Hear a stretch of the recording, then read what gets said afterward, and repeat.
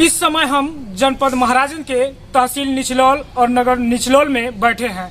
UP में नगर निकाय का चुनाव है और इसकी सरगर्मियां बढ़ गई हैं। वहीं मौसम के मिजाज में नरमी जरूर आई है, क्योंकि महीना नवंबर का चल रहा है, लेकिन जिस तरह से चुनावी सरगर्मियां हैं, कहीं न कहीं ठंडी का पारा गिरने के बजाय चढ़ता नजर आ रहा है। ऐसे में आम जनता के सैकड़ों सवाल हैं। सवाल ये है कि नेता 5 साल नजर नहीं आते। सवाल ये है कि 5 साल विपक्ष की भूमिका कोई नहीं निभाता है और 5 साल बाद जब चुनाव आते हैं तो पोस्टरों बैनरों से नगरें पड़ जाती हैं और नगरों में अपने आप को जनता का सबसे हितैषी बताने में हर नेता लग जाता है। हर तरफ सब्ज बाग दिखाया जाता है और विकास के दावे किए जाते हैं। ऐसे में निचलौल नगर के ऐसे सैकड़ों मुद्दे हैं, सैकड़ों सवाल हैं और सभी सवालों पर एक एक कर जनप्रतिनिधियों से हम जवाब लेंगे। आज जवाब देने के लिए हमारे साथ युवा नेता और कर्मठशील और बेहद जोशीले अंदाज वाले पत्रकार, पेशे से और ठेकेदार रह चुके शैलेश पांडे जी हैं। शैलेश पांडे से आज हम हर मुद्दे पर एक एक कर सवाल करते हैं और पूछते हैं कि पिछले 5 सालों में इन्होंने क्या किया और आगामी 5 सालों में क्या करेंगे। हम सही रास्ते पर न ला सके, उनको हम रोजगार न दिला सकें, तब तक इसको परिपूर्ण विकास नहीं कहा जा सकता है।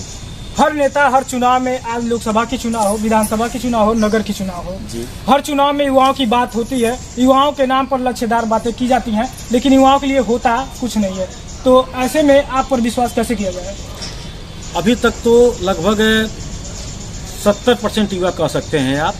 इस विश्वास के साथ मेरे साथ जुड़े हुए हैं कि जब भी जिस मोड़ पर उन्होंने शैलेश पांडे को बुलाया है और शैलेश पांडे उनके हर दुख सुख में खड़े रहे हैं और आज यही मेरी पहचान भी बनी है। लोगों में आम ये चर्चा बनी हुई है कि और कुछ हो चाहे न हो, शैलेश पांडे को अगर किसी मुसीबत में बुलाए तो 12 बजे रात को खड़े रहते हैं। यह मेरा सबसे बड़ा पहचान है। तो पिछले 5 साल में आप सत्ता में नहीं थे, लेकिन संघर्षरत थे, जमीन पे थे। अब तक वैसे कितने कार्य किए आप जो आज उदाहरण के तौर पे हमारे कैमरे पे प्रस्तुत कर सकते हैं? उदाहरण के तौर पर प्रस्तुत करने के लिए जैसे सरकार के द्वारा जो योजनाएं चलाई गई, ये तो सही है, सरकार ने चला दिया, लेकिन कोई ठोस व्यक्ति उस योजना को उस निचले स्तर तक लोगों तक पहुंचाने का काम नहीं किया। बस वो पेपर में आता रहा और जिससे बहुत सारे ऐसे पात्र लोग थे जो उस योजना से वंचित रह जाते थे, उन योजना को उन पात्रों तक पहुंचा करके उन योजना का लाभ दिलाने का काम, जैसे आपका गैस सिलेंडर का योजना हो, लगभग 200 से 300 लोगों को हमने खड़ा होकर के बंटवाया, उनको फार्म भरवाया, उनको दिया, जमा कराया, दिलवाया गया। उसके बाद आवास की योजना हो, उनको जागरूक किया गया, उनका फार्म भरवाया गया, दिलवाया गया। वृद्धा विधवा पेंशन की हो, उसको दिलवाया गया। तो हमारे कहने मतलब है कि जो सरकारी योजनाएं हैं उनको अगर हम निचले स्तर तक जो उसके पात्र हैं अगर उन तक पहुँचाते हैं तो मेरी सबसे बड़ी उपलब्धि यही मानी जाएगी। आवास की बात हो रही है। पूरे 5 सालों तक आवास नगरों में चर्चा का विषय बना रहा। आवास के पीछे आज भी ये मानना है एक निश्चित कीमत, जिसको हम कैमरे पर नहीं कर सकते, लेकिन सभी लोग इस बात से वाकिफ हैं और एक निश्चित कीमत देकर लोगों ने आवास पाया है। इस पे आप क्या कहेंगे और इसके लिए आप कहाँ तक लड़ाई लड़े कि लोगों को पैसा न देना पड़े? तमाम तरह के लोग जो है इसके लोक लुभावन इस योजना को दिलाने के नाम पर काफ़ी धन दोहन किए। कई ऐसे अफसरों के नाम भी बेचे गए और कई ऐसे बिचौलिया पकड़े भी गए। तो इस पे क्या किए आप अपना बताएं। आपने सही क्वेश्चन किया है और ऐसे हमने जितने भी आवास दिलवाए, हमने उनसे एक ही बात कहा कि देखिए यह केंद्र गवर्नमेंट की योजना है, इसमें राज्य गवर्नमेंट से कुछ भी लेना देना नहीं है। इसमें केंद्र गवर्नमेंट का सीधा निर्देश है कि बिचौलिया इसमें यहीं से 1 रुपये लेते हैं तो सीधा उसके ऊपर FIR दर्ज कराई जाए। और लोगों को लाख कहने के बावजूद, लेकिन कुछ ऐसे दलाल टाइप के लोग, चोट्टा टाइप कह सकते हैं लोग, जो लोगों के ओर से जीत करके प्रतिनिधि तो बन गए और फिर प्रतिनिधि बनकर उनको ठगने का काम किया और उस ड्रीम योजना, प्रधानमंत्री की ड्रीम योजना में भी उनसे दोहन करने का काम उन्होंने किया है। और उनको इतना बरगला दिए कि जिनको हम लोगों ने समझाया कि आप नहीं भी पैसा देंगे तो आपको यह आवास मिलेगा, लेकिन तो वह इतना भरमा दिए, इतना कह दिए कि वह मजबूर हो गए। हम लोगों के लाख समझाने के बावजूद भी कई जगह शिकायतें मिली कि पैसे लिए जा रहे हैं, लेकिन दुर्भाग्य इस बात का कि जो पैसे दिए उनसे हम लोगों ने कहा, पूछा भी कि आप एक बार तो कहें कि हमने पैसे दिए हैं, मैं इसकी लड़ाई लड़ूंगा। और इसकी लड़ाई हम लोग डूडा कार्यालय पर जाकर डूडा अधिकारी से दिए भी और उन्होंने कहा भी कि ऐसा कोई पांडे जी 1 से 2 लोगों को लाइए जो यह कह दे कि हमने फला व्यक्ति को पैसा दिया, मैं उनके ऊपर तत्काल FIR कराऊंगा। लेकिन कोई ऐसा व्यक्ति नहीं मिला जो यह चल के कहे कि मैं पैसा दिया हूँ। लेकिन पैसा दिए सभी लोग हैं, 80% लोग पैसे देकर के उस आवास को पाए हैं, ये भी सही है। और आज उसी का देन है कि जो पात्र अभी भी हैं वो वंचित हैं। लगभग अभी जान लीजिए 20 से 25% पात्र ऐसे हैं जिनको आवास चाहिए, वो वंचित हैं। और पैसे के लालच में कुछ दलाल टाइप के लोग जो अमीर हैं, जो उस पात्रता में नहीं है, तो उनको भी वो दिलवाने का काम किए हैं, जो निहायत ही गंदी मानसिकता का परिचय है यह। बावजूद इसके विपक्ष की में आप लोग रहे और ये बात आप एक्सेप्ट भी कर रहे हैं कि 80% लोगों ने पैसे दे के आवास प्राप्त किया जी। बावजूद इसके भी ऐसी क्या कमियां रही या अपने आप अब आपकी मेहनत में कमी रह गई कि लोग आपकी बातों को नहीं समझ पाए और 80% लोगों ने पैसा दिया है? जैसे अब और लोगों की हम बात तो नहीं कहेंगे, लेकिन मैं एक सिंगल व्यक्ति हूं और यहाँ लगभग 25,000 जनता है। 25,000 जनता को समझाने के लिए उतना हमारे पास कैपेसिटी नहीं बन पा रही थी। मैं सिंगल व्यक्ति हूं और जितने लोगों को समझाया उसमें से कुछ लोगों ने तो बहिष्कार कर दिया कि मैं पैसे नहीं दूंगा। लेकिन जिन लोगों को हम लोग समझाने में नाकाम रहे, नहीं बता पाए कि आप नहीं पैसा देंगे तभी आएगा, उन लोगों से उन्होंने दोहन करने का काम किया है। जिसमें अगर यह सही मामले मान लें कि इस बात की शिकायत अगर आप नगर दर्ज करते हैं, नगर कहते हैं कि हमको नहीं पता है, कैसे नहीं पता है? आपके घर में कौन चोर है, कौन चोरी कर रहा है, इस बात की अगर आपको जानकारी नहीं हो पा रही है, आप अपने नगर की सुरक्षा कैसे कर सकते हैं? आज फिर आप चुनाव के लिए तैयारी कर रहे हैं और आपके नगर में चोरी हुई, लाखों लाख की चोरी किया गया, बेईमानी किया गया और उसको आप जान ही नहीं पाए। यह कौन सा प्रतिनिधित्व है, कौन सा मुखियागिरी है, मुझे बता दीजिए। तो आप इस तरह की चोरी रोकने के लिए क्या करेंगे अगर जीतते हैं तो? अगर मैं जीतता हूं, अभी 2024 तक ये योजना चलेगी और निश्चित रूप से मैं हर वार्डों में एक कैंप लगवा करके जो पात्र व्यक्ति हैं जिनको वास्तव में आवास चाहिए, आवास मिलना चाहिए, उनकी एक सूची बनवा करके उस डूडा कार्यालय के जो भी सर्वेयर हैं, जो भी अधिकारी हैं, उनको बुलवा करके एक खुला मंच लगाया जाएगा, चौपाल लगाया जाएगा, उसके तहत उनको उस पात्रता के आधार पे उनको उस आवास को दिलवाने का काम किया जाए ताकि कहीं से कोई उसमें दोहन न कर सके। और अगर हारते हैं तब क्या करेंगे? वही करेंगे जो लोग उसमें अगर जो संलिप्त पाए जाते हैं पैसा वसूली करने में, अगर वो व्यक्ति आता है कि मुझसे जबरदस्ती पैसा मांगा गया है, तो निश्चित रूप से उस व्यक्ति के कहने के आधार पर, उस व्यक्ति के शिकायत के आधार पर वो जो दोहन करने वाले व्यक्ति उसके नाम से FIR कराने का काम किया जाएगा। ऐसे लोग जो आपके कथनानुसार 25% हैं जो पात्र हैं और आवास से वंचित रह गए, उन्हें दिलवाने के लिए क्या किया जाएगा जो अब तक नहीं प्राप्त कर पाए? जो अब तक नहीं प्राप्त कर पाए हैं वह आवे मिलें। मैं उनके लिए हमेशा संघर्ष रहा हूं और इस समय भी आपको जवाब भी देता हूं कि हर हाल में अगर वह पात्र हैं तो उनको आवास मिलेगा। हाँ, ये है कि उनको थोड़ा सा समय देना पड़ेगा। जब वो समय नहीं देंगे, हम लेकर मानते हैं जैसे आम लोग लिस्ट लगा के लेके गए और कहे कि मैं आपका आवास मंगा रहा हूं और आवास के नाम पर वो लाए कहे कि आपका आवास आ गया, हमको 10,000, 5,000, 20,000, 25,000 दीजिए, तो फिर वही शिकायत वो अधिकारी यही जानेगा कि भी वही लिस्ट लेकर के आ रहे हैं। उससे बेटर वह व्यक्ति अगर मेरे साथ चलता है, डूडा कार्यालय तक चलता है या नगर निकाय तक चलता है, तो निश्चित रूप से बगैर पैसे का, बगैर कोई प्रलोभन का वह पात्र है तो उसको आवास मिलेगा। क्या ऐसा नहीं हो सकता कि लोगों तक विभाग पहुंचे और खुद सर्वे करे? बिल्कुल करेगा, लेकिन यह तब संभव है जब मेरे हाथ में सत्ता रहेगी। आज मैं एक अदना व्यक्ति हूँ, मेरे कहने पर विभाग और नगर पंचायत कर्मचारी तो जाएंगे नहीं, लेकिन जिस समय मैं कुर्सी पर रहूंगा, जिसमें पावर में रहूंगा, उस समय वह कर्मचारी मेरा बात मानेगा और उनको विवश कर दूंगा कि आप जाकर उस पात्र व्यक्ति के दरवाजे पर जाकर उसकी पात्रता दर्ज करके उसको वो अनुदान दिलवाने का काम करें। आप नहीं करेंगे तो रहेंगे नहीं। ये तो रह गई आवास योजना की बात। आपने युवाओं के लिए कहा, युवाओं के लिए क्या योजनाएं हैं आपकी? युवाओं के लिए मेरी योजना यह है कि सबसे पहले तो मेरा जो प्रथम योजना है कि नगर पंचायत को अगर विकासशील बनाना है, यहाँ के युवाओं को विकसित बनाना है, विकासशील करना है, रोजगार परक बनाना है, तो उसके लिए मेरे समझ से 2 व्यवस्थाएं बहुत ही महत्वपूर्ण हैं। जैसे यहाँ नगर का जो विकास कार्य होता है, उस कार्य को कराने के लिए यहाँ के नगर के ही युवा को लगाया जाए। अगर उसका ठेका मिलता है तो नगर के ही युवा, कैसे बहुत सारे हमारे नगर के युवा हैं जो घूम रहे हैं, बेरोजगार हैं, लेकिन वो अब वो रास्ता के अभाव में नहीं कर पा रहे हैं।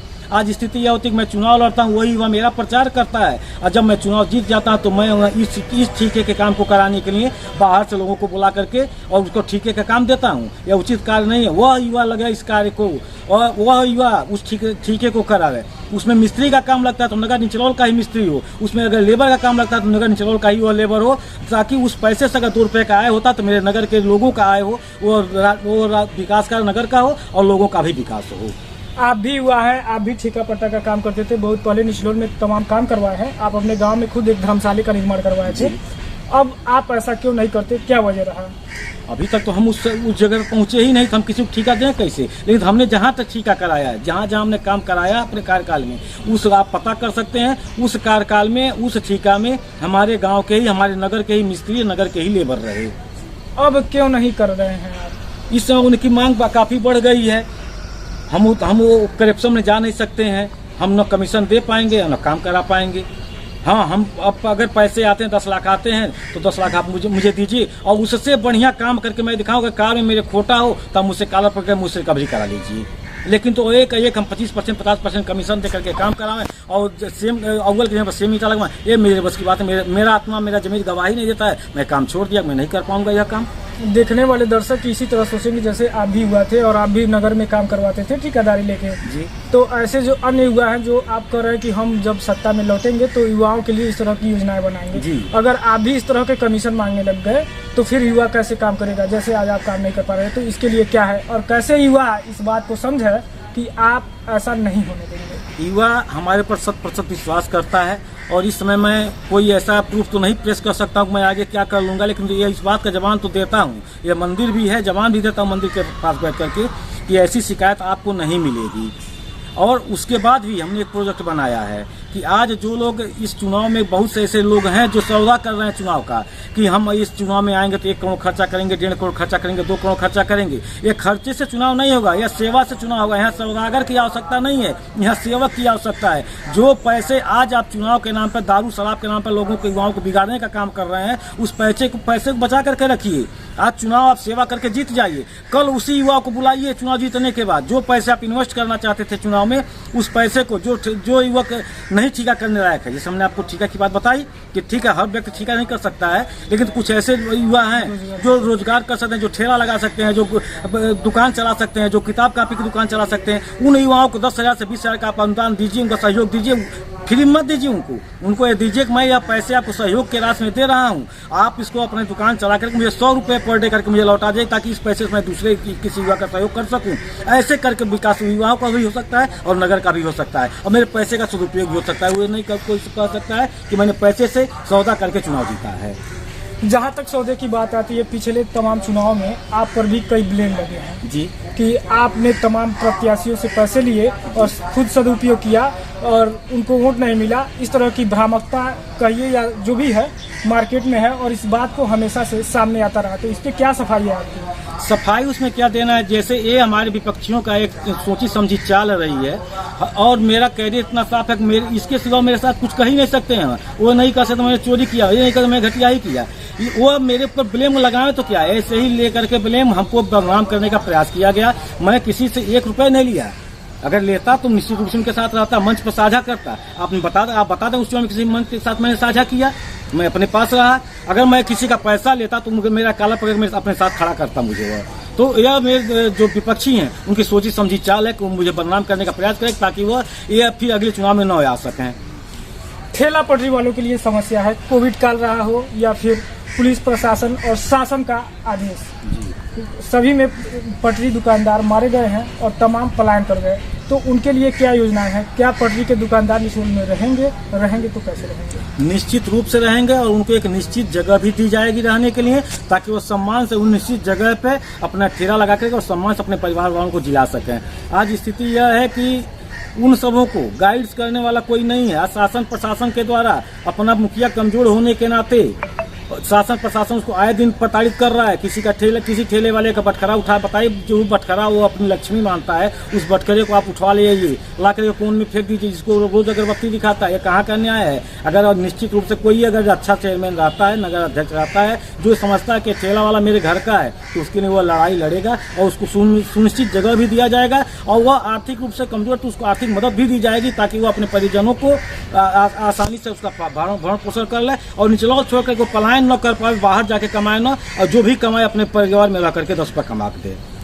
इसी तरह के लोग लुभान या वादों के साथ उनको ठेला व्यवसायियों को, पटरी दुकानदारों को जगह दी गई, लेकिन जो जगह दी गई वहाँ न ग्राहक पहुँचते हैं न उपयोगी हैं।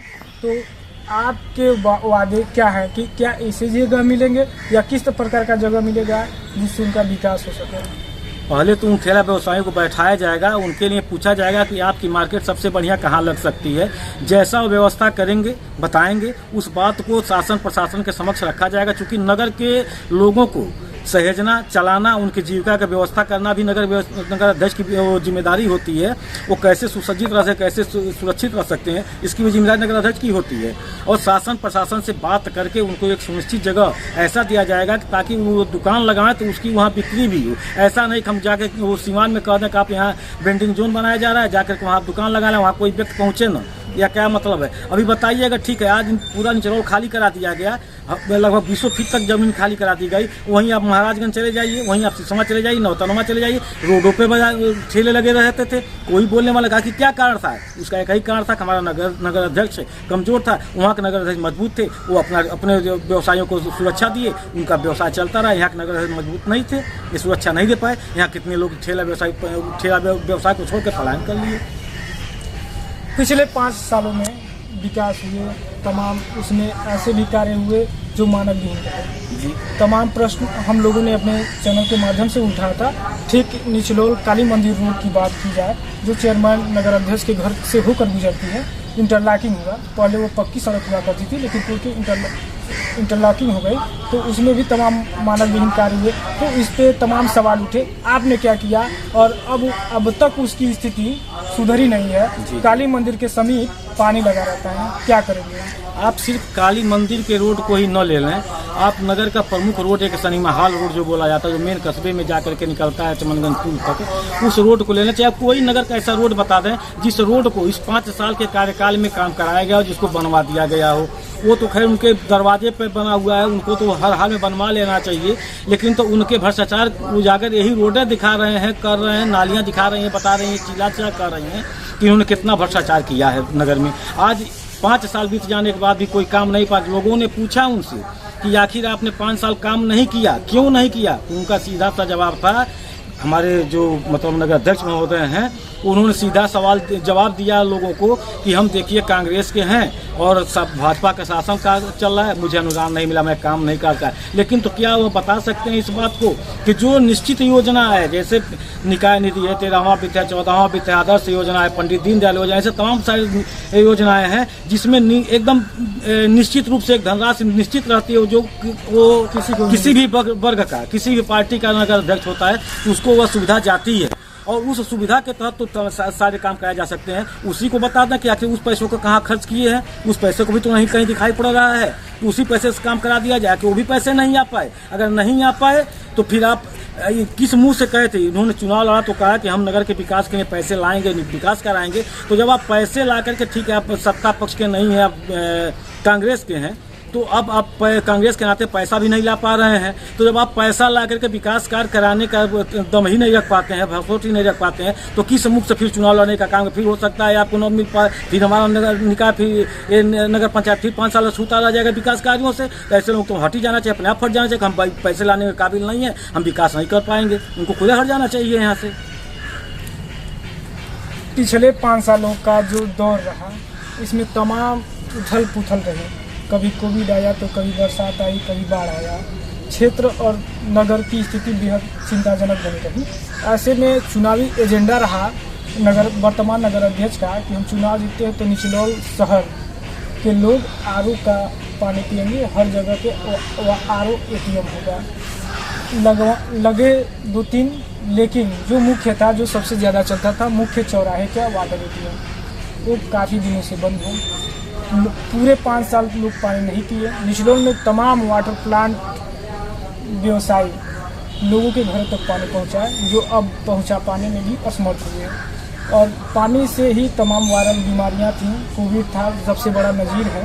तो ऐसे के लिए घर घर वाटर, प्योर वाटर पहुंचे, क्या योजना है आपके लिए और क्या कहेंगे इनके चुनावी इस एजेंडे को जो पूरा नहीं हुआ? आप हमारे समझ से नगर के निवासी भी हैं, पत्रकार तो हैं, नगर के निवासी भी हैं, काफ़ी दिन से पत्रकारिता कर रहे हैं, अनुभवी पत्रकारों में गिनती भी होती है आपकी। आप इस कार्यकाल की बात छोड़ दीजिए, यह विडंबना रही कि 25 से 30 सालों से ये दोनों चेयरमैन बने रहे यहाँ पे। उनके जितने भी मतलब घोषणा पत्र हैं उसको उठा के देखिए कितने % तक इन्होंने पूरा किया। सब थोथा भाषण और मतलब एक लोक लुभावना घोषणा पत्र इन्होंने जारी किया, उसमें से कोई पूरा करने का काम नहीं किया है। रही बात वाटर ATM की, वाटर ATM इन्होंने बनवा दिया और वाटर ATM बनवा देना ही सिर्फ यह विकास के दायरे में नहीं, तो उसको चलवाना, वो लोगों तक पहुँचाना, यह वो विकास के दायरे में आती है। और कोई वाटर ATM ऐसा नहीं था रहा जो अपना मतलब सेवा देने में सक्षम रहा हो, जिसके लिए हमने एक बार मोर्चा भी खोला था। हम भी पत्रकार हैं, आप बताए ही हैं पहले ही, उसके अपने पेपर लेखनी के माध्यम से भी उजागर किया था। DM से ADM से हमने सवाल भी किया था इसके लिए, जिसके प्रभाव में आकर के कुछ ATM चालू हो पाए हैं। अभी भी कुछ ATM ऐसे ही पड़े हुए, बंद पड़े हुए हैं, जिसको जो सेवा देने में असक्षम नजर आ रहे हैं। तो उस समय तो चेयरमैन साहब ने बनवा दिया, लेकिन तो उन्होंने एक बार इसका देखने को प्रयास नहीं किया कि क्या वो जिस पे हमने 25 लाख 50 लाख जो धन लगाया है वो चल भी रहा है, सेवा दे भी रहा है, नहीं दे रहा है, उतनी उनको फुर्सतें नहीं मिल पा रही है।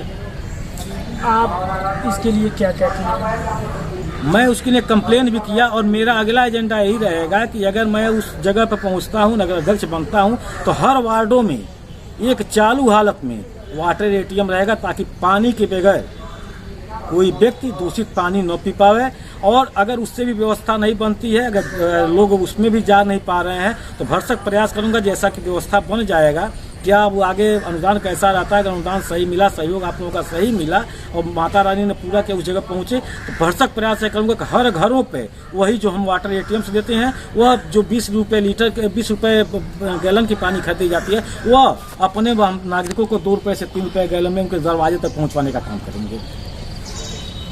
आपने इस पिछले 5 साल में जैसा बताया वाटर ATM घर तक पहुंचाने के लिए पानी जी के आपने प्रयास किया, मुकदमे दरखास्त दिए, शिकायत करी, मोर्चा खोला, लेकिन क्या निर्णय निकला है? क्या लोगों को तो 5 साल तक पानी नहीं मिला? निर्णय निकला, उसमें से जैसे 5-6 जो वाटर ATM लगे थे उसमें से 2-3 चालू हुए, उसमें वो चल भी रहे हैं, लेकिन बाकी अभी बंद है। उसके लिए अभी भी वो DM कप्तान से, DM से और ADM से कहा भी जा रहा है। वो लोग कह रहे हैं क्योंकि यहाँ नगर अध्यक्ष और यहाँ के EO की ट्यूनिंग इतनी खराब है कि ये न ये उनके साथ बैठना चाहते हैं, न वो उनके साथ बैठना चाहते हैं। दोनों केर बेर बने हुए हैं, तो दोनों जब जो प्रमुख पद पे हैं, जो विकास को गति दे सकते हैं, जब दोनों केर बेर के जैसे अलग अलग दिखेंगे, तो बताइए कैसे विकास संभव है? तो इसका विकल्प क्या है? इसका विकल्प यह है कि उस नगर अध्यक्ष को, आखिर वह कर्मचारी हैं, वह क्यों नहीं इससे पटता है, उनको मोटिवेट करें। नगर अध्यक्ष अगर अच्छा रहता है तो निश्चित उस कर्मचारी को अपने माफिक बना करके, अपने हिसाब से ढाल करके, उनको कह करके विकास का उनका वो दिखा करके कि आप भी, आपके भी लोग हैं, उनको कह करके विकास कार्य कराया जा सकता है। उनको बुला के आसानी से किया जा सकता है। लेकिन हम घमंड पूर्वक कहें, मैं ईगो बना के कहूँ मैं नगर अध्यक्ष हूँ, तुमको यह करना ही होगा, तो ऐसे में ईगो बना के कोई विकास कार्य नहीं हो पाएगा। आम जनता की यह सवाल है कि जब विकास के कार्य हो रहे थे तो शुद्ध नहीं हो रहे थे, तो कोई सवाल नहीं उठाया, और आज चुनाव का जब समय है तो सभी लोग दरवाजे दरवाजे पहुंच रहे हैं और वोट मांग रहे हैं। ऐसा नहीं कहा जा सकता है। अभी आप चले जाइए, जो नमक की ठेकी के बगल से रास्ता बना हुआ है, वो सीसी रोड का ढलैया का काम किया गया। जब वो ढलैया का काम किया, उस समय हमने विरोध किया कि ढलैया का काम अच्छा नहीं हो रहा है, जिसके तहत वो ढलैया का काम रुक गया था। फिर उसको कराया गया और नहीं माने, फिर उसको जबरदस्ती चेयरमैन साहब ने करा भी दिया। कराने का वो दशा यह रहा कि 1 महीने 2 महीने भी नहीं चला, रोड टूट गया। फिर उसकी कंप्लेन किया गया, फिर उसके कंप्लेन के तहत ईओ ने वो जो ठेकेदार हैं उनको ब्लैकलिस्टेड कर दिया। कहा कि तब तक आप सिक्योरिटी रिलीज नहीं कर सकते जब तक आप उसको सही नहीं कराएंगे। फिर सही कराने के नाम पर वो ला करके जो ठेकेदार महोदय हैं 1 सेंटीमीटर का ढलैया का, 1 इंच का ढलैया का काम करना शुरू किए। अब बताइए, जिस रोड पर 50 से 60 टन की ट्रकें चल रही हैं, जहां हम 5 इंच का ढलैया कराए तो नहीं चल पाया, तो क्या उस पर 1 इंची का हम फिर से उसको सुधार कर करें तो कोई 1 इंची ढलैया चलेगी? संभव है? यह नहीं संभव है। उसको रुकवाने का काम किया गया है। वह रुक गया, लेकिन बनेगा कब और मानक अनुसार? मानक अनुसार भी हम लोग दबाव बना रहे हैं, इसी कार्यकाल में बन जाए। लेकिन तो अब लगभग 2 से 4 दिन में सूचना जारी होने वाला है। हमको तो नहीं लगता कि इतनी जल्दी वो काम हो पाएगा, लेकिन तो हर हाल में अगर पहुंचा जाएगा तो उसको मानक के हिसाब से, अच्छे सड़कों के हिसाब से उसको करा करके दिया जाएगा जनता को सेवा में। निचलोल में एक सौदागरी बना, पिछले 5 सालों से बना, ये भी चुनावी एजेंडा रहा है कि हम जीतते हैं तो इलेक्ट्रिक सौदागिरी का निर्माण कराएंगे, लेकिन पिछले 5 सालों में बना और बनता ही रह गया। आपसे हम बता भी दिए ना कि वो सौदागिरी नहीं, पूरे नगर की आप विकास कार्य को देख ले, कहीं नहीं दिख रहा है।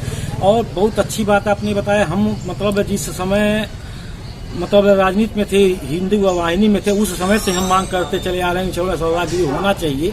कई बार अधिकारियों को, कर्मचारियों को हम लोगों ने लेटर भी लिखा, उस समय भी धरना प्रदर्शन भी हम लोगों ने किया उस सौदागिरी के लिए। और अच्छी बात है, एक शासन प्रशासन के द्वारा पैसे भी निर्गत हुए और सौदागिरी बनवाया भी गया। लेकिन दुर्भाग्य इस बात का कि सौदागिरी में इतने सट्टेबाजी हो गए, इतने कमीशनबाजी हो गई कि वो बनने 40 लाख लगाने के बावजूद भी उसमें आज तक एक भी मुर्दे फूके नहीं गए, उसकी व्यवस्था सुदृढ़ नहीं हो पाई। बीच में हम लोगों ने हल्ला किया, दंगा किया, कंप्लेन किया, अपने पेपर में गजट भी किया, फोटो लगाए, तो किसी तरह से जाकर जहाँ दरवाजा फाटक नहीं था वहाँ किसी तरह से फिर दूसरा उस पे बजट लगा करके फिर पुनः 40 लाख लगा करके फिर उसको काम कराने का काम किए वो। लेकिन उसके बावजूद भी आज भी वहाँ जाने के लिए न तो रास्ता है, न पीने के लिए पानी है, न स्नान करने के लिए जगह है। तो आखिर कैसे वहाँ जाकर के कोई सौदागिरी का काम करेगा और सब फूकने का काम करेगा? यह उनके भ्रष्टाचार को मतलब चीजें उजागर कर रहा है। आप सत्ता में लौटते हैं तो क्या रिकवरी कराएंगे और ऐसे भ्रष्टाचारियों को जेल कराएंगे? बिल्कुल कराएंगे। आज तो हम उसी कर्मचारियों से मांगते हैं कि मुझे दीजिए कि अभी तक में कितना बजट आया, काम कौन सा काम हुआ, तो देने से कतराते हैं, नहीं देते हैं। जिस समय कुर्सी पर हम लोग बैठेंगे और उसी कर्मचारी से अगर मांगा जाएगा 5 साल का पिछले का रिकॉर्ड दिखाइए हमको, और उसके हिसाब से देखें कि कौन सा रोड पर इन्होंने पैसा निकाल के काम नहीं कराया है, सौदागिरी पर कितना पैसा निकाल के इन्होंने काम नहीं कराया है, तो उसके लिए उनके खिलाफ कार्रवाई भी कराई जाएगी और उस सौदागिरी और उस रोड को पुनः नए सिरे से अच्छे मानक के हिसाब से बनवाने का काम भी किया जाएगा। नगर कार्यालय में जैसा कि आपने बताया कई कर्मचारी हैं मांगने पर नहीं देते हैं जी, लेकिन नगर में जो कर्मचारी हैं कहीं ना कहीं ये सीधे मानक अनुसार नौकरी न पाए हैं, न कर रहे हैं, और उनकी पदोन्नति भी हो रही है, और जिस पद पे नियुक्तियां हैं वो पद पे वो काम नहीं करते हैं, अन्य पदों पे काम करते हैं और नौकरियां मानकहीन हैं। आपको मालूम है। सही रूप से तो यह कह सकते हैं आरिफ जी आप कि नगर में मुस्तैद रूप से संभवतः एक या एकाध कर्मचारी होंगे जो सरकारी होंगे, बाकी सबको 4th ग्रेड पर रखा गया है और 4th ग्रेड से उठा करके सुविधा के नाम पर, काम कराने के नाम पर उनको बाबू, किसी को टैक्स बाबू, किसी को कौन सा बाबू बना करके बैठाया गया है। और सबसे मतलब यह जानिए हास्यास्पद बात तो यह है कि उसमें प्राइवेट कर्मचारी के नाम पर, संविदा कर्मचारी के नाम पर हमारे नगराध्यक्ष महोदय ने अपने बाकी रिश्तेदारों को, सहयोगियों को बुला करके भर करके और भ्रष्टाचार को और बढ़ावा देने का काम किए हैं। इस पर प्रतिबंध लगना चाहिए, उनको हटवा करके और नए सिरे से जो उस योग्य लड़के हों उनको उस जगह पर लगा करके पारिक रूप से काम कराने की आवश्यकता है। एक समय था जब नगर में पानी का बिल पर मंथ घर घर पहुंचता था। आज कर्मचारी अधिक हैं, लोग अधिक हैं, पानी का बिल घर घर नहीं पहुंचता है, ओवरलोडिंग हो जाती है लोगों के, जो गरीब लोग हैं, और बिल देने में असमर्थ हो जाते हैं। उनको तरह तरह से परेशान भी किया जाता है। बीच में कुदाल फावड़ा लेके लोग घूम रहे थे कि हम आपका कनेक्शन पानी का काट देंगे अगर आप बिल नहीं जमा करेंगे तो, लेकिन खुद विभाग समय से बिल नहीं देता है, लोगों को संज्ञान नहीं देता है, और जब ओवरलोड बिल हो जाता है तो लोगों से वसूली होती है। क्या करेंगे? आपसे हम बताएं ना कि उसमें लगभग काफ़ी कर्मचारी ऐसे हैं जो उनसे कहीं न कहीं संबंधित हैं, उनकी रिश्तेदारी में पड़ते हैं, उनकी बिरादरी में पड़ते हैं, जिससे वो काम कराते हैं। तो वो कहीं जैसे किसी से कोई हमारा बहुत खास हो, हम उसको अगर आदेश करते तो उतना प्रभावी नहीं रहेगा जितना एक प्राइवेट दूसरे कर्मचारी को हम आदेश करें प्रभावी रहेगा। तो वह इनकी बात तो सुन लेते हैं, लेकिन वो जाने का काम नहीं करते हैं। उनको डर नहीं रहता है, वो जानते कि मेरे हैं, मेरे साथ कोई दुर्व्यवहार तो कर नहीं पाएंगे, वो अपने हिसाब से अपना काम करते हैं। और रही बात जहाँ तक बिल बकाये की बात, तो सबसे बड़ी समस्या की बात तो यह है कि अभी नगर पंचायत के द्वारा लगभग मान के चलिए कि 60% घरों पे तो उन्होंने पानी सप्लाई की व्यवस्था कराई। उनके घर टोटी तो लग गए, अपने पैसे से उन्होंने लगवा लिए, लेकिन आज भी उनके घरों पर अगर आप टोटी खोलेंगे तो शायद 1 घंटे में 1 बाल्टी पानी निकल जाए तो बहुत पर्याप्त है।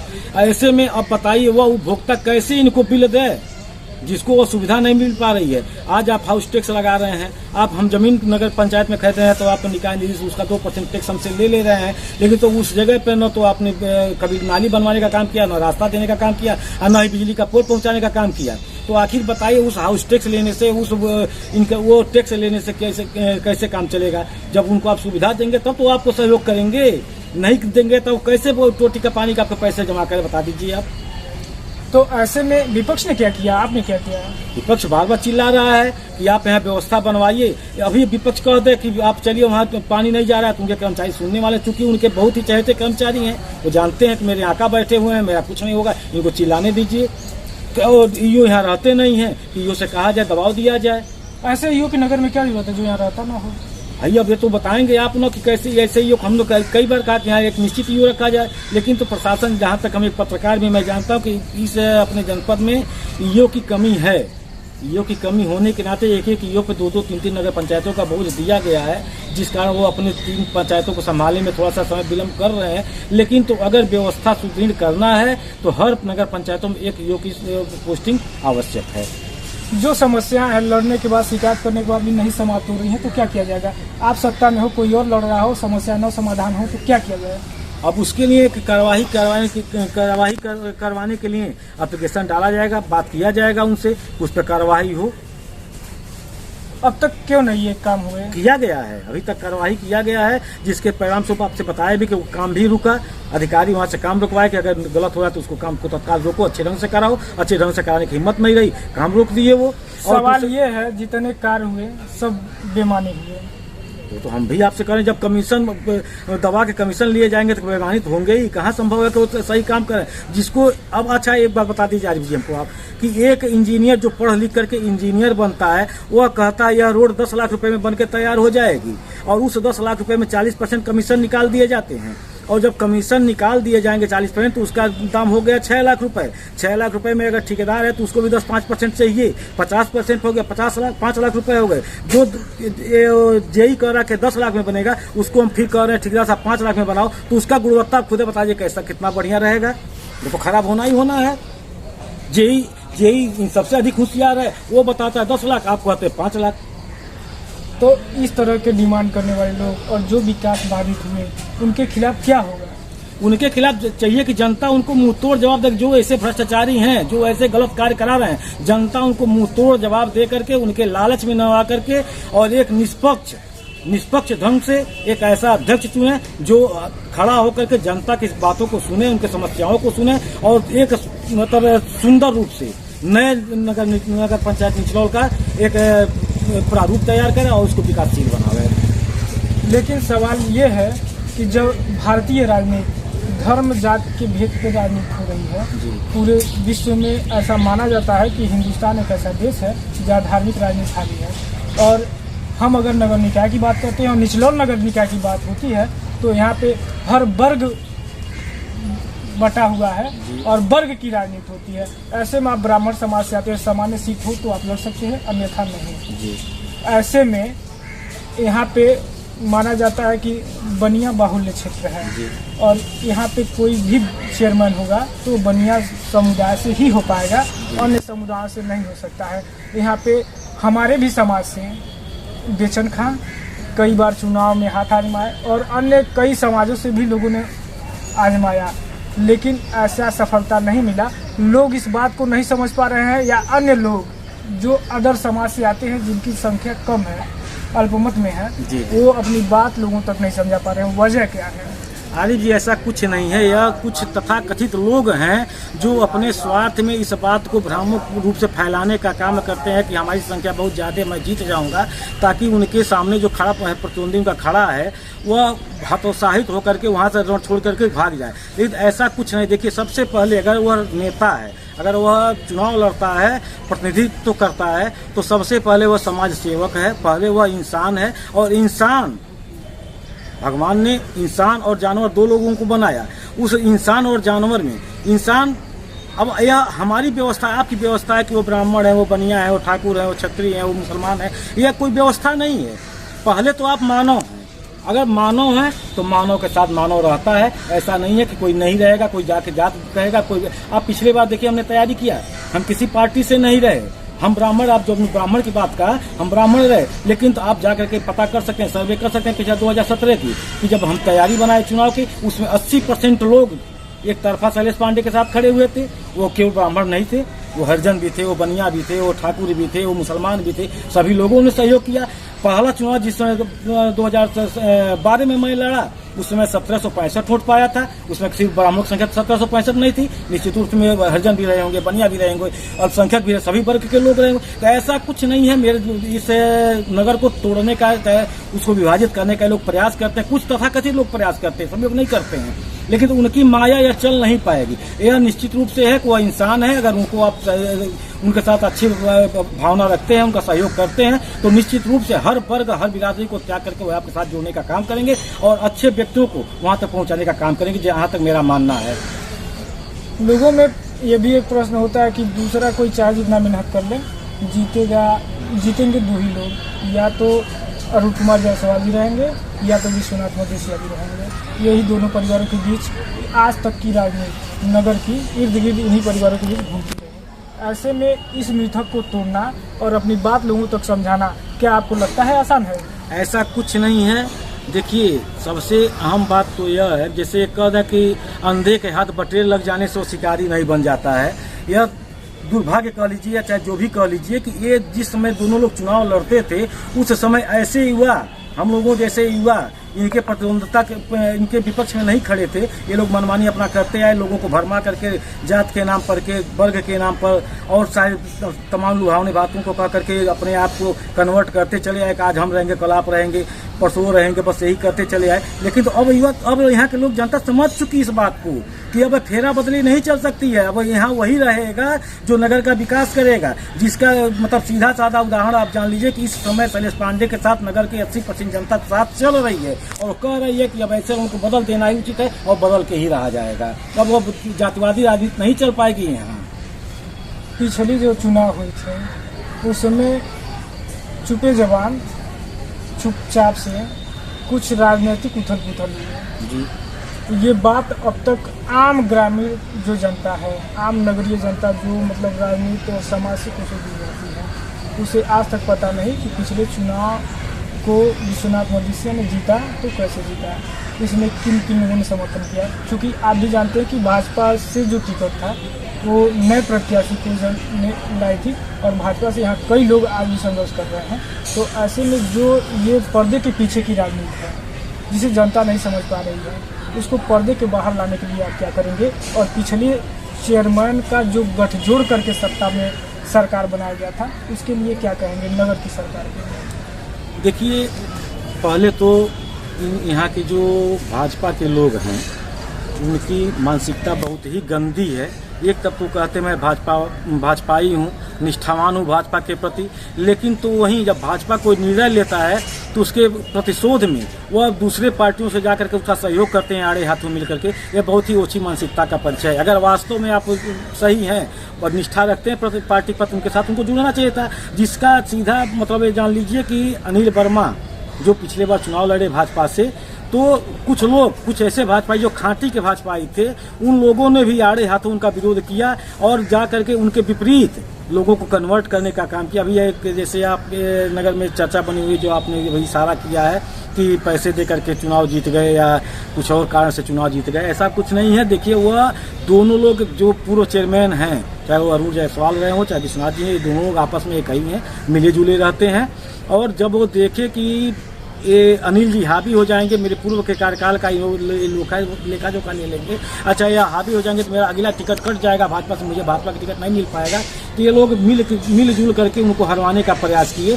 और जो इनके मतलब एक तरह से तो फ्रंट पे कहते हैं कि मैं उनका विरोधी हूँ, लेकिन वास्तव में उनके सहपाठी हैं, उनका सहयोग करके बहुत सारे से लोगों ने कहा कि वो लगे हुए थे, उनका सहयोग भी किए, जिस कारण उनका जीत हुआ और जीत करके फिर वो दोनों लोग एक साथ करते हैं। आज पुनः फिर देखिए, लोगों को ठगने के लिए दोनों आमने सामने खड़े हैं। वो कहते हैं मैं उनका विरोध करूंगा, वो कहते हैं उनका, लेकिन जनता भी इसको नहीं मानेगी। जनता जान चुकी है कि आप लोगों का दोनों का नेचर क्या है, आप दोनों कर क्या सकते हैं, आप लोगों का दोनों का बुरा गणित क्या है।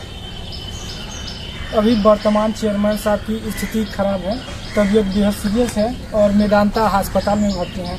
इसको भी लेके उपहास उड़ाया जा रहा है नगर में कि कुछ लोगों का तरह तरह की बातें करना जो अतिशयोक्ति होगी, हमको लग रहा है यहाँ पे कहना। लेकिन क्या एक राजनीतिक जो कला है, इससे इतर किसी की स्वास्थ्य की कामनाओं को न करना और इस तरह के हाथ से बना देना कहाँ तक उचित है? और क्या मैसेज देंगे ऐसे प्रत्याशी को और नगर के लोगों को जो किसी जो उनको लाइक नहीं करते, या ऐसे भी लोग हैं जो बहुत ज़्यादा लाइक करते हैं, लेकिन जो यहाँ उपहास किया जा रहा है, इसमें क्या कहेंगे? देखिए आरिफ जी, ये सही है कि हम दोनों लोग प्रतिद्वंदी हैं, हम उनके खिलाफ चुनाव लड़ते हैं, वो मेरे खिलाफ चुनाव लड़ते हैं। यह राजनीति का विषय है, मेरा व्यक्तिगत नहीं है। मैं सबसे पहले तो ईश्वर से, माता रानी से, माँ दुर्गा से, श्री राम प्रभु से कामना करूँगा कि मेरे नगराध्यक्ष महोदय को भगवान तत्काल मतलब अति शीघ्र स्वास्थ्य लाभ दें, ताकि उठ करके आकर के हम लोगों के बीच में वो बैठें।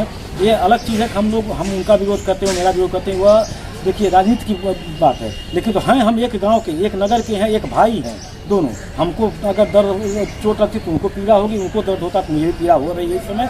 और ऐसे लोग जो इस पर प्रयास करते हैं, इस पर अगर जो कोई उपहास कर रहे हैं, तो यह उनके मतलब समझ लीजिए कि ओछी मानसिकता का परिचय है। ऐसा वो करते हैं तो अपने मानसिकता का परिचय दे रहे हैं, उनका नहीं बिगाड़ रहे हैं, वो अपना बिगाड़ रहे हैं। यह बहुत ही गंदी बात है कि हम किसी को मतलब ये कामना करें को गए हैं तो ऐसा हो जाओ, ऐसा हो जाओ। मैं भगवान से ही प्रार्थना करूँगा, हे ईश्वर उनको अतिशीघ्र स्वास्थ्य लाभ दें, वो अपने बीवी बच्चों में आए, हम लोगों के बीच में आए, कम से कम बैठ के हम लोग दोनों एक साथ बात करें और एक साथ मतलब इस नगर को और परिपूर्ण करें।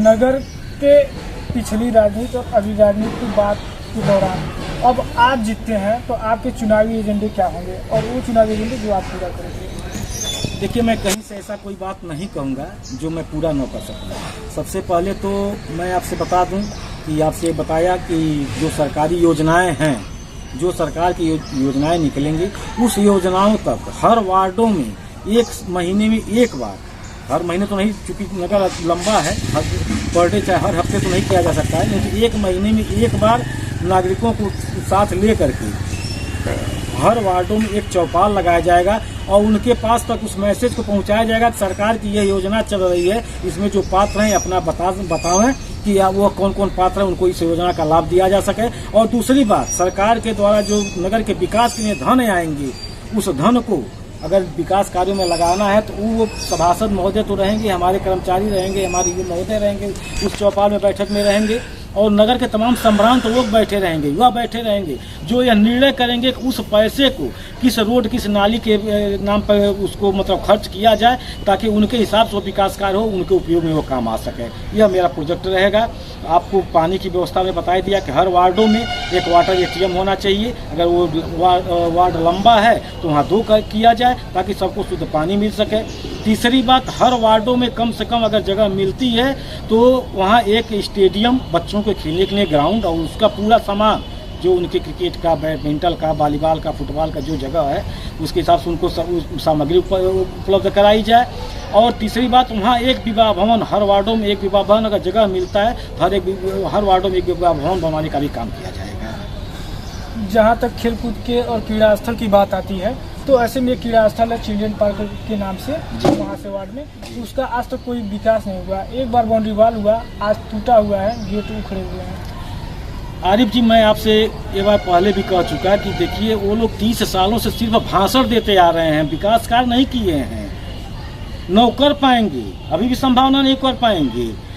निश्चित रूप से यह जान लीजिए, मैं आज आपके मतलब चैनल के माध्यम से या लोगों को संदेश देना चाहता हूँ, विश्वास दिलाना चाहता हूँ कि शैलेश पांडे अगर आते हैं तो निश्चित रूप से हर वार्डों में, जैसे आप एक वार्ड की बात कर रहे हैं, महाशय वार्ड की बात कर रहे हैं, लेकिन मैं आपसे वादा करता हूँ कि हर वार्डों में अगर जगह मिली, जमीन मिली, तो हर वार्डों में वैसा एक चिल्ड्रेन पार्क या बच्चों के क्रीड़ा स्थल की व्यवस्था हर वार्डों में कराई जाएगी, ताकि बच्चों को उस रोजगार के साथ साथ, उस शिक्षा के साथ साथ उनके स्वास्थ्य का भी ध्यान रख करके उनके स्वास्थ्य को भी बनाने का काम किया जाएगा। निचलौल का सोमारी बाजार, जिसको रामलीला मैदान के नाम से भी जानते हैं, जब से मैं होश संभाला हूँ तब से रामलीला मैदान में दशहरे का मेला आयोजित होता है जी। बगल में छठ घाट है, छठ घाट पे छठ का मेला आयोजित होता है। लेकिन आज स्थिति जस की तस है, क्वार्टर बना दिया गया, रामलीला मैदान खत्म हो गया, सोमारी बाजार खत्म हो गई, बाजार न लौटा और अब मेला जाता दिख रहा है। क्या कहेंगे? उसमें सबसे महत्वपूर्ण बात यह है कि हम अपने मतलब नगर पंचायत की तरफ से कोई सी व्यवस्था नहीं कर सके जिसको वहाँ डेवलप करते हैं। जैसे रामलीला मैदान है तो कम से कम यहाँ की युवाओं को हम जुटावें, अपने नगर से कुछ व्यवस्था बनावें, अपने लोगों अपने साथ खड़े हों। आज तो हम चुनाव लड़ रहे हैं तो सभी युवाओं को एक साथ जोड़ करके रैलियाँ निकलवा रहे हैं, हर वार्डों में घूम रहे हैं। उस समय बच्चे हमको मिल जा रहे हैं, उस समय बच्चे नहीं मिलेंगे जब हमको रामलीला कराने की आवश्यकता होती है। तो मैं जिस समय आऊँगा, निश्चित रूप से जानिए कि हर साल उस रामलीला मैदान के मतलब चिन्ह को खत्म नहीं होने दूंगा और वहाँ रामलीला हर साल होगा और वहाँ रामलीला का मेला भी लगेगा।